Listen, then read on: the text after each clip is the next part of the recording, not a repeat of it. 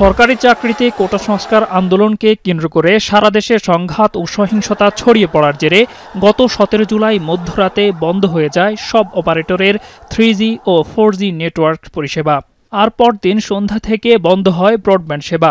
সে সময় মহাখালীতে ৩টা ডাটা সেন্টার পুড়িয়ে দেয় দুর্বৃত্তরা। আইসিটি প্রতিমন্ত্রী জানিয়েছেন, ইন্টারনেট সার্ভিস প্রোভাইডারদের ৭০% সার্ভার থাকে এই ৩ ডেটা সেন্টারে। দেশের ৩৪টি ইন্টারন্যাশনাল ইন্টারনেট গেটওয়ের IIEGর মধ্যে ১৮টি ডেটা এই ৩টি ডেটা সেন্টার থেকে পরিচালিত হয়। ৫ দিন বন্ধ থাকার পর গত ২৩ জুলাই সীমিত পরিসরে চালু হয় ব্রডব্যান্ড সেবা। পরদিন সারা দেশে ব্রডব্যান্ড সেবা চালু হলেও গতি থাকে ধীর।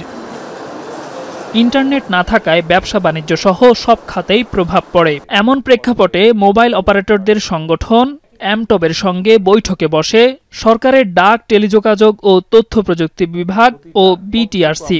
বৈঠক শেষে প্রতিমন্ত্রী সারা দেশে 4G নেটওয়ার্ক চালু হওয়ার কথা জানান। আমরা আজকে বিকাল ৩টায় মোবাইল 4G নেটওয়ার্কটা আমরা পূর্ণ স্থাপন করব ইনশাআল্লাহ, এবং আমাদের গ্রাহকদের আসলে ক্ষতির বিষয়টি বিবেচনায় রেখে আমরা একটা সিদ্ধান্তে এসেছি যে ৩ দিনের জন্য 5GB আমরা বোনাস হিসেবে প্রত্যেক গ্রাহককে দেব। যার হয়তো 200 MBPS ছিল সেও পাবে 5GB, আবার যার হয়তো 5GB 7 ডে ছিল প্যাকেজ সেও 3 দিনের জন্য তারা 5GB বোনাস পাবে।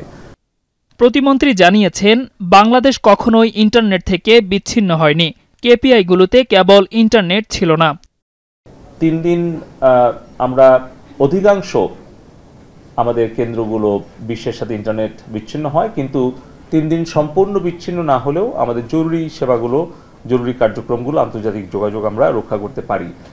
এদিকে সহসায় স্বাভাবিক হচ্ছে না সামাজিক যোগাযোগ মাধ্যম ফেসবুক, টিকটক সহ অন্য মাধ্যমগুলো। গুজব ছড়ানোর দায়ে এসব মাধ্যমের প্রতিনিধিদের চিঠি দেওয়া হয়েছে। চিঠিতে তাদের জবাব দিতে ৩০ জুলাই পর্যন্ত সময় দেওয়া হয়েছে। আমরা গতকালকে পপুলার প্ল্যাটফর্ম আছে, তাদেরকে আমরা একটা চিঠি দিয়েছি। আমরা আসলে তো সম্পূর্ণভাবে কখনোই কোনো অ্যাপ্লিকেশন আমরা ব্লক করিনি। এটা এখন ডিপেন্ড করছে তাদের আচরণের উপরে। এখন তারা যদি আমাদের দেশের আইন, সংবিধান এবং নিরাপত্তা সবকিছু বিবেচনায় রেখে তারা যদি দায়িত্বশীল আচরণ করে, তাহলে অবশ্যই তারা বাংলাদেশে আমাদের সকলের সহযোগিতা পাবে, এবং আমরা কোনো কিছু ব্লক করতে চাই না।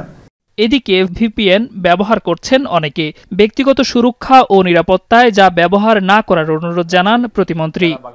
প্রায় 13 কোটির বেশি। দেলোয়ার দোলন, এখন, ঢাকা।